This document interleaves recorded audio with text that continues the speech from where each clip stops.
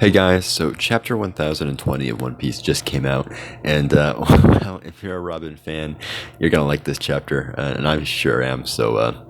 I like the chapter, and the chapter is appropriately titled "Robin versus Black Maria" because yes, her 1v1 versus sort of a 1v1 against Black Maria finally starts this chapter after it was set up way back in 1005, I think. So yeah, we finally start to get some of that after obviously the past two chapters have been dedicated to taking down the Toby Robo. Obviously, we just got Jinbei taking down Su and Frankie taking down Sasaki. So continuing with that trend, we now have Robin versus Black Maria.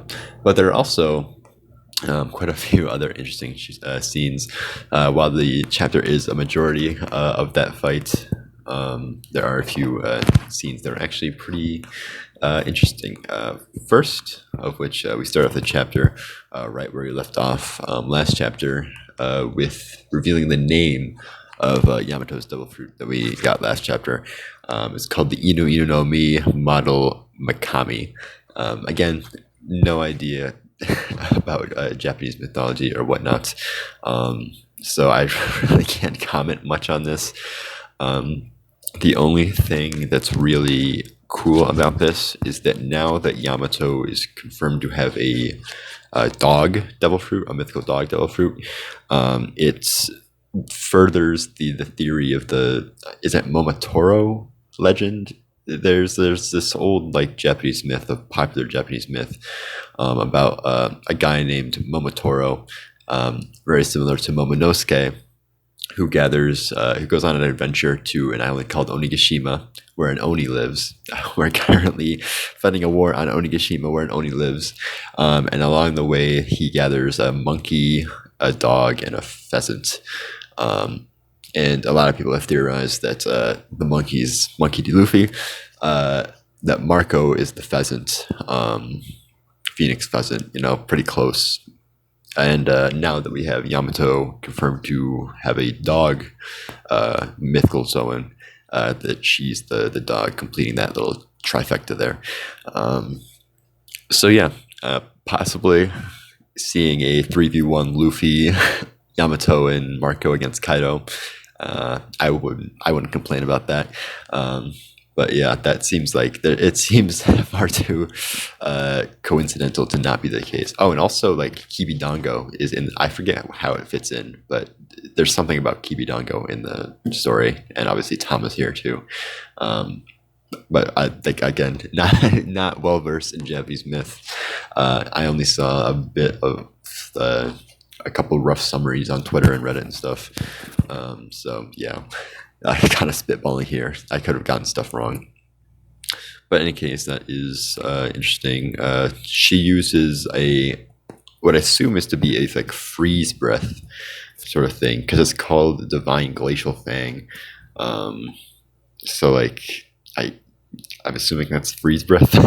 I don't know why it would be called glacial if it wasn't like ice stuff. And Kaido hits back with the Boro breath, the fire thing, and it creates kind of a cool like yin and yang sort of collision explosion thing. So I like that the visuals there.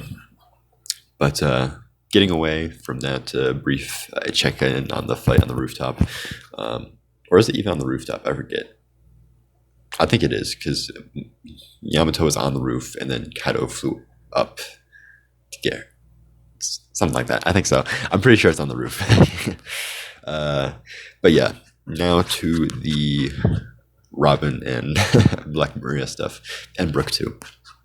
We start off with the revelation that Black Maria, or maybe one of her subordinates, can create illusions of some sorts, because Robin sees illusions of her mom, Nico Olia, Professor Clova, and Jaguar D. Sol. And let me tell you, I was not expecting to see an appearance of any form of these three characters, of all people, in the modern day, in Wano especially. Yeah, just because especially the the flashbacks a lot of the time are very far removed from the what's happening in the present day. I mean, I feel like that's especially true with these guys. Like, so yeah, just seeing them like in the in Wano in chapter 1020, when the flashback was probably like what 350 chapters in when we got the Robin flashback, something like that. Just saying that was, I'm not expecting that. I can tell you that much. But I mean, it's interesting to see them again after this. But Robin naturally does not fall for the illusion. Hits him with a big attack of big hands. And these are, well, two of them are just some of the random smile users that Black Maria had in her little clique. But the third one, the one that was impersonating Saul, is actually one of the numbers.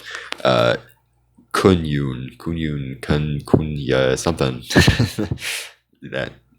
But yeah, so we get another one of the numbers introduced here. I don't even know how many that is now. Like 5, maybe. There were the 3 in the festival hall. There was the one on the roof, and then her actually, and then there was also Hacha. I think she wasn't one of the 3, and so I think that's 6 of the numbers we've been introduced to now. I don't know. It's probably not that important to keep track of how many numbers we've met, but I don't know. I guess it's cool to see another one of them. But yeah, so Brooke and Robin are running away, and then Black Maria and her giant Rosa Magile Grovegeli something, whatever it's called, in her, like, I'm skeptical whether to call it a hybrid form or a full Zoan, because it is sort of strange. It doesn't mimic typical Zoans, and that's her body isn't actually transforming into it. A spider actually grew out of her lower body, which is more akin to Smiles, not really actual double fruits. We don't really see that sort of thing happening. So I don't really know if this is her hybrid or just her default transformation or whatever. But in any case, she comes tearing around the corner. Robin and Brooke are running away. They kind of have a little bit of a bonding moment over their past trauma, which is kind of funny and sad at the same time. But yeah, they're like, oh, we would never fall for these illusions. We were too traumatized. Brooke's recounting the fact that he'd, hallucinated, thousands of times about his dead crewmates during the 50 years he was there, and whatnot. But yeah, and also we get the reveal that the weapon that Black Maria had, the Wan Yudo, is actually a pug smile. The big face that we saw on the wheel or whatever is actually just the normal face of a random person who ate the smile. And they have a tiny little pug body that's like smaller than their head, just kind of squeezed into the center of the wheel there. So, I mean, that's got to be probably the worst smile that we've ever seen, right? Because the smile users, despite the way they look, are actually like canonically strong. They know stronger than like the average soldier. So like, that's great and all, but I've had a hard time believing that the pug smile that just turns everything except your head into the body of a pug has any sort of combat benefits. So maybe that was why he was fit into a weapon rather than actually allowed to go on his own. But yeah, that's funny there. But yeah. Black Maria spins the Wan Yudo around, sets the floor on fire. Robin uses her spider net to pull them up to the roof. And while they're up there, Brooke unleashes his soul. And this is something we've never seen before. We know his soul can leave his body, and we know that he can create cold attacks that are the chill of the underworld or whatever. But in this case, he passes his soul through a person, and that causes it to freeze. That thing, of course, being the Wan Yudo guy. And so he falls out of the wheel. So it's just kind of a big stick now. Although the Wan Yudo thing does generate fire. We don't see it actually generate fire after the pug guy leaves. So I don't know if was the pug guy making the fire or something. I find that hard to believe that the pug smile has anything to do with the fire. but after the guy gets launched out of the stick, we don't see we don't see any fire on the stick anymore. I don't think so. Maybe he was causing it somehow. I don't know how he would, but I don't know, something like that. But yeah, let's see. Brooke freezes the floor, so it's not on fire anymore. Black Maria kind of mocks Sanji again for crying out for help from Robin. And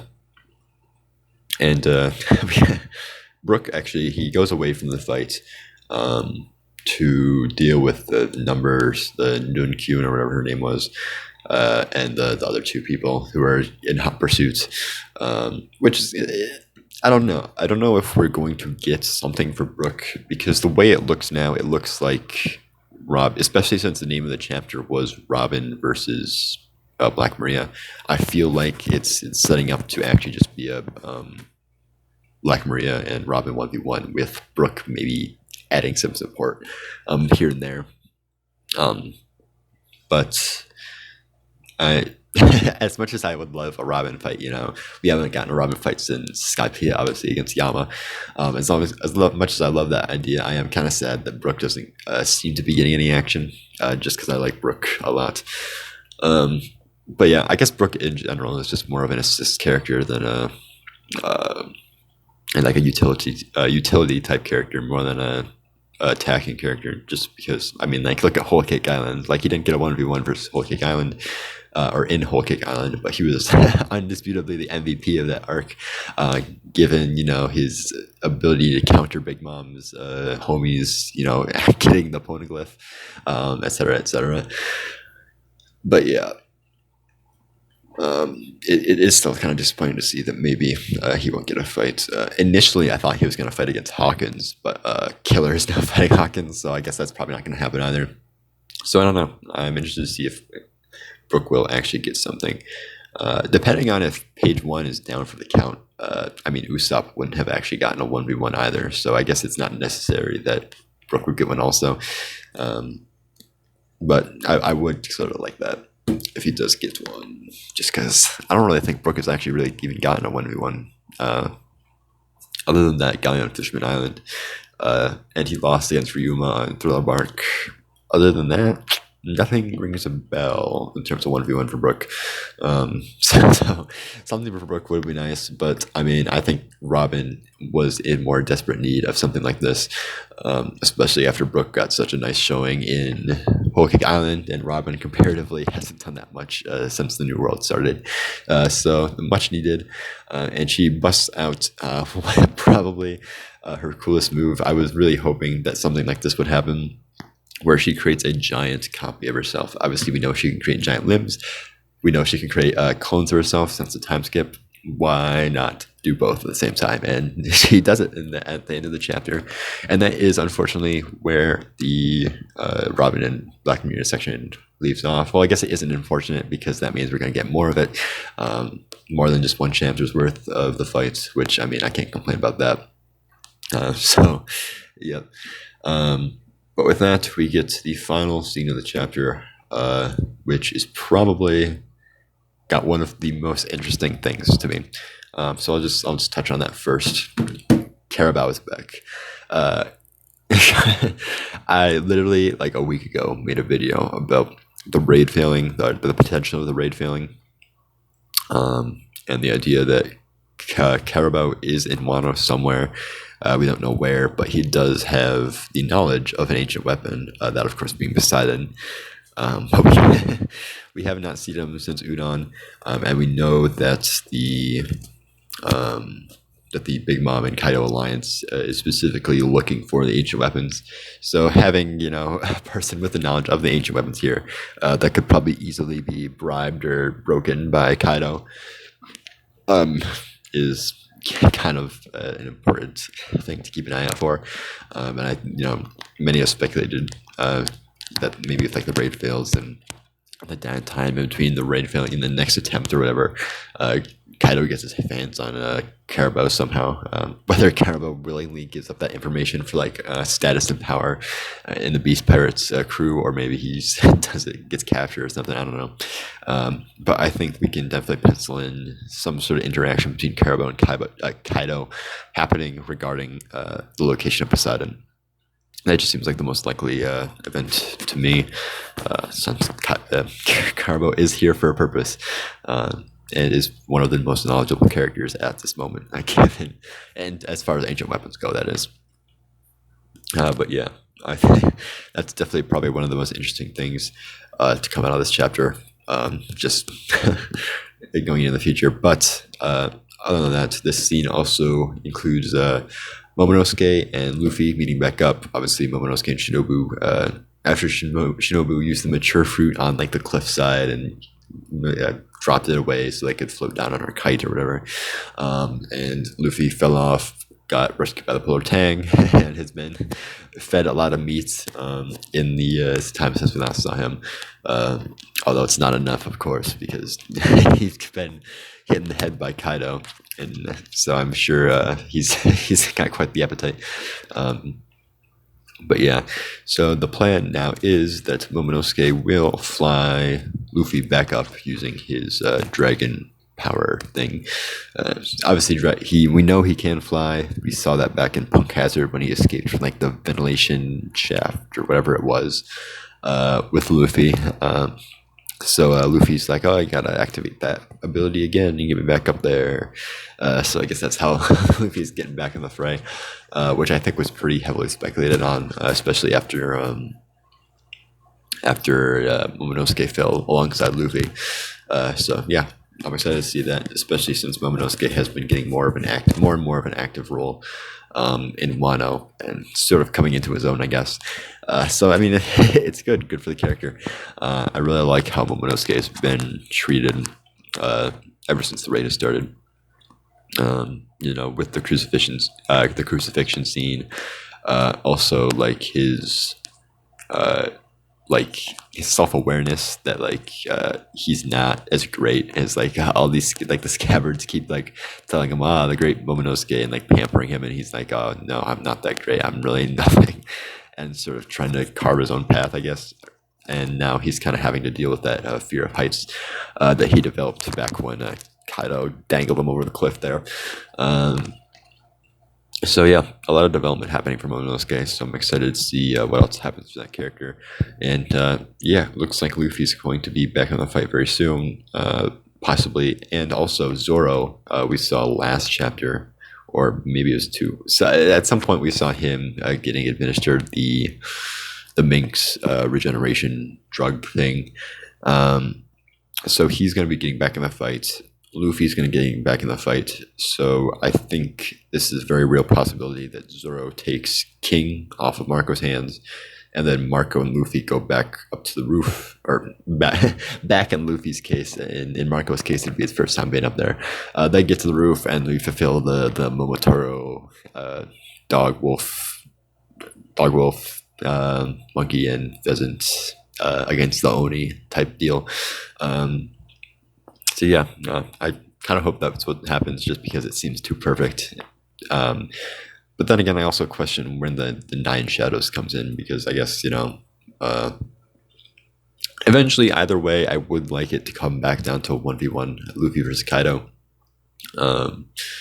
Whether he just gets the final blow, or it's the rest of the people around him get defeated, and then it comes down to him versus Kaido. Obviously, I want Luffy to get the most shine in whatever fight happens.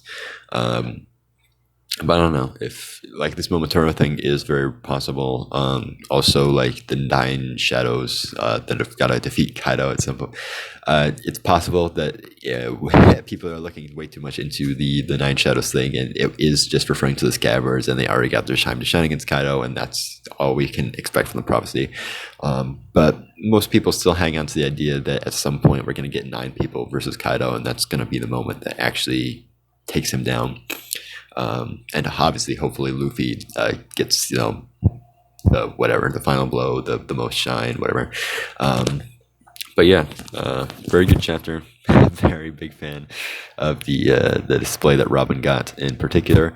But yeah, with that, I don't have anything else to say. So see ya.